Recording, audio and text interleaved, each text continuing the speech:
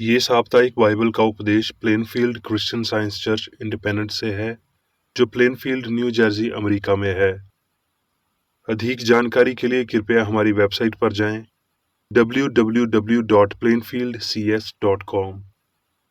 आपके ध्यान के लिए ये पाठ रविवार 18 सितंबर 2022 के लिए है। मजमून, सामग्री, स्वर्णपथ, शामुएल। क्योंकि यहोवा का देखना मनुष्य का सा नहीं है, मनुष्य तो बाहर का रूप देखता है, परंतु यहोवा की दृष्टि मन पर रहती है। उत्तरदायी ध्यान। यूहन्ना, तुम ना तो संसार से और ना संसार में की वस्तुओं से प्रेम रखो।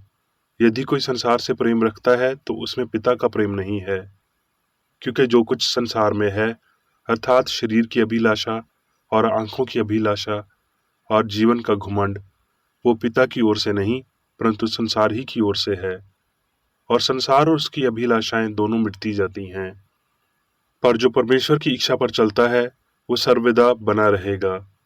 क्योंकि जो कुछ परमेश्वर से उत्पन्न हुआ है वो संसार पर जय प्राप्त करता है, और वो विजय जिससे संसार पर जय प्राप्त होती है हमारा विश्वास है।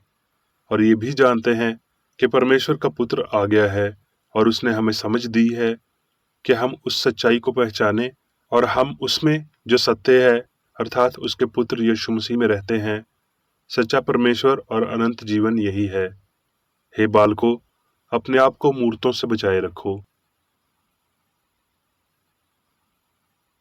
पाठ उपदेश बाइबल में से इब्रानियों।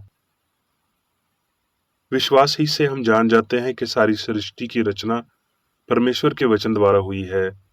ये नहीं कि जो कुछ देखने में आता है वो देखी हुई वस्तुओं से बना है। मत्ती।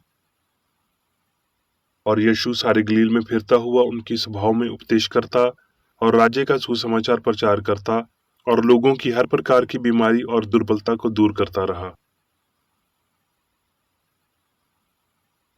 मत्ती।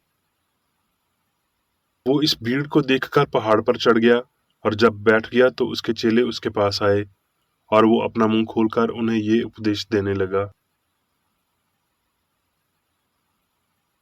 मत्ती। अपने लिए पृथ्वी पर धन इकट्ठा ना करो, जहाँ कीड़ा और काई बिगाड़ते हैं और जहाँ चोर सेंध लगाते और चुराते हैं, परंतु अपने लिए स्वर्ग में धन इकट्ठा करो, जहाँ ना तो कीड़ा और ना काई बिगाड़ते हैं और जहाँ ना चोर सेंध लगाते हैं और चुराते हैं। क्योंकि जहाँ तेरा धन है वहाँ तेरा मन भी लगा रहेगा। कोई मनुष्य दो स्वामियों की सेवा नहीं कर सकता, क्योंकि वो एक से बैर और दूसरे से प्रेम रखेगा, वो एक से मिला रहेगा और दूसरे को तुच्छ जानेगा। तुम परमेश्वर और धन दोनों की सेवा नहीं कर सकते। इसलिए मैं तुमसे कहता हूँ कि अपने प्राण के लिए ये चिंता न करना कि हम क्या खाएंगे और क्या पिएंगे, और ना अपने शरीर के लिए कि क्या पहनेंगे।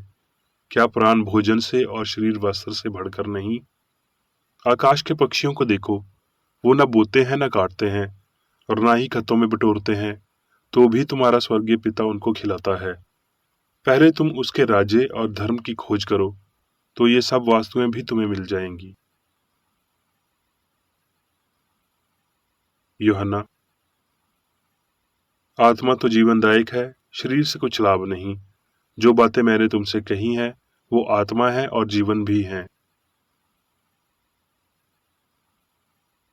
मत्ती। और फरीसियों और सदूकियों ने पास आकर उसे परखने के लिए उससे कहा कि हमें आकाश का कोई चिन्ह दिखा। उसने उनको उत्तर दिया कि सांझ को तुम कहते हो कि खुला रहेगा, क्योंकि आकाश लाल है, और भोर को कहते हो कि आज आंधी आएगी, क्योंकि आकाश लाल है। तुम आकाश का लक्षण देखकर भेद बता सकते हो, पर समूह के चिन्हों का भेद नहीं बता सकते। इस युग के बुरे और व्यभिचारी लोग चिन्ह ढूंढते हैं, पर यूनुस के चिन्ह को छोड़ कोई और चिन्ह उन्हें ना दिया जाएगा। और वो उन्हें छोड़कर चला गया। मरकस। और उसने लोगों को अपने पास बुलाकर उनसे कहा, तुम सब मेरी सुनो और समझो। ऐसी तो कोई वास्तु नहीं जो मनुष्य में बाहर से समाकर अशुद्ध करे, परंतु जो वास्तुएं मनुष्य के भीतर से निकलती हैं वही उसे अशुद्ध करती हैं। यदि किसी के सुनने के कान हो तो सुन ले। फिर वो सौर और सैदा से निकलकर दिकापुलिस से होता हुआ गलील की झील पर पहुंचा, और लोगों ने एक बहरे को जो हकला भी था उसके पास लाकर उससे विनती की कि अपना हाथ उस पर रखे। तब वो उसको भीड़ से अलग ले गया और अपनी उंगलियां उसके कानों में डाली और थूक कर उसकी जीभ को छुआ और स्वर्ग की ओर देखकर आह भरी और उससे कहा, इफ्ता, अर्थात खुल जा। और उसके कान खुल गए और उसकी जीभ की गांठ भी खुल गई और वो साफ साफ बोलने लगा। तब उसने उन्हें चिताया कि किसी से न कहना, परंतु जितना उसने उन्हें चिताया उतना ही वो और प्रचार करने लगे। और वो बहुत ही आश्चर्य में होकर कहने लगे, उसने जो कुछ किया सब अच्छा किया है। वो बहरों को सुनने की और गूंगों को बोलने की शक्ति देता है। मत्ती। जब यीशु वहां से आगे बढ़ा तो दो अंधे उसके पीछे ये पुकारते हुए चले कि हे दाऊद की संतान, हम पर दया कर। जब वो घर में पहुंचा तो वो अंधे उसके पास आए और यीशु ने उनसे कहा कि क्या तुम्हें ये विश्वास है कि मैं कर सकता हूँ? उन्होंने उससे कहा, हाँ प्रभु। तब उसने उनकी आंखें छूकर कहा, तुम्हारे विश्वास के अनुसार तुम्हारे लिए हो। और उनकी आंखें खुल गईं और यीशु ने उन्हें चिताकर कहा, सावधान, कोई इस बात को न जाने। पर उन्होंने निकलकर सारे देश में उसका यश फैला दिया। लूका। और एक स्त्री जिसको 12 वर्ष से लहू बहने का रोग था और जो अपनी सारी जीविका विधियों के पीछे व्यय कर चुकी थी, तो भी किसी के हाथ से ठीक न हो सकी थी, पीछे से आकर उसके वस्त्र के आंचल को छुआ और तुरंत उसका लहू बहना थम गया। इस पर यीशु ने कहा, मुझे किसने छुआ? जब सब मुकरने लगे तो पतरस और उसके साथियों ने कहा, हे स्वामी, तुझे तो भीड़ दबा रही है और तुझ पर गिरी पड़ती है। परंतु यीशु ने कहा, किसी ने मुझे छुआ तो है, क्योंकि मैंने जान लिया है कि मुझ में से सामर्थ निकली है। जब स्त्री ने देखा कि मैं छिप नहीं सकती, तब कांपती हुई आई और उसके पांवों पर गिरकर सब लोगों के सामने बताया कि मैंने किस कारण से तुझे छुआ और क्यों कर तुरंत ठीक हो गई। उसने उससे कहा, बेटी, तेरे विश्वास ने तुझे ठीक किया है, कुशल से चली जा। रोमियो। सो अब जो मसीह यीशु में है उन पर दंड की आज्ञा नहीं, क्योंकि वे शरीर के अनुसार नहीं वरन आत्मा के अनुसार चलते हैं। क्योंकि जीवन की आत्मा की व्यवस्था ने मसीह यीशु में मुझे पाप की और मृत्यु की व्यवस्था से स्वतंत्र कर दिया। अब मैं मेरी बेकरेडी द्वारा क्रिश्चियन साइंस की किताब विज्ञान और स्वस्थ शास्त्रों की कुंजी के साथ केसाहा संबंधी अंश पढ़ूंगा। विज्ञान और स्वस्थ। दिव्य तत्व मीमांसा, जैसा कि आध्यात्मिक समझ से पता चलता है, स्पष्ट रूप से दिखाता है कि सभी कुछ मन है और वो मन ईश्वर है, सर्वशक्तिमान, सर्वव्यापी, सर्वज्ञ, अर्थात सभी शक्ति, सभी उपस्थिति, सभी विज्ञान। इसलिए सभी वास्तव में मन की अभिव्यक्ति है। मन ही ईश्वर है और ईश्वर को भौतिक इंद्रियों से नहीं देखा जाता है, क्योंकि मन ही आत्मा है जिसे भौतिक इंद्रियां नहीं समझ सकती।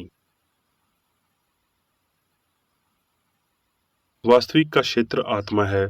आत्मा की विषमता पदार्थ है और वास्तविक के विपरीत दिव्य नहीं है। ये एक मानवीय अवधारणा है। सामग्री कथन की त्रुटि है। आधार में ये त्रुटि प्रतीक कथन में निष्कृष्ट त्रुटियों की ओर ले जाती है, जिसमें वो प्रवेश करती है। पदार्थ के संबंध में हम कुछ भी कह या विश्वास नहीं कर सकते। अमर है क्योंकि पदार्थ अस्थायी है और इसलिए एक नश्वर घटना है। एक मानवीय अवधारणा कभी कभी सुंदर लेकिन हमेशा गलत है। पदार्थ ना तो स्वयंभू है और ना ही आत्मा की उपज है। पदार्थ ना तो देख सकता है, ना महसूस कर सकता है, ना चख सकता है और ना सूंघ सकता है। ये आत्मा ज्ञानी नहीं है, स्वयं को महसूस नहीं कर सकता, स्वयं को देख नहीं सकता है, ना ही स्वयं को समझ सकता है। यदि आप तथाकथित मन को हटा दें, जो पदार्थ के काथित स्वर्थ का घाटन करता है, तो वो पदार्थ स्वयं पदार्थ का संज्ञान नहीं ले सकता है। जिसे हम मृत कहते हैं, क्या वो कभी भौतिक इंद्रिय को देखता, सुनता, महसूस करता या प्रयोग करता है? मानव दर्शन, सिद्धांत और चिकित्सा की प्रतीक प्रणाली कमोबेश सर्वेश्वरवादी विश्वास से संक्रामित है कि पदार्थ में मन है, लेकिन ये विश्वास एक रहस्य उद्घाटन और सही तर्क के विपरीत है। एक तार्किक और वैज्ञानिक निष्कर्ष केवल इस ज्ञान के माध्यम से पहुंचता है कि होने के दो आधार नहीं है, पदार्थ और मन, बल्कि एक अकेला मन है। आंखें, आध्यात्मिक विवेक, भौतिक नहीं बल्कि मानसिक। कान, तथाकथित भौतिक इंद्रियों के अंग नहीं बल्कि आध्यात्मिक समझ।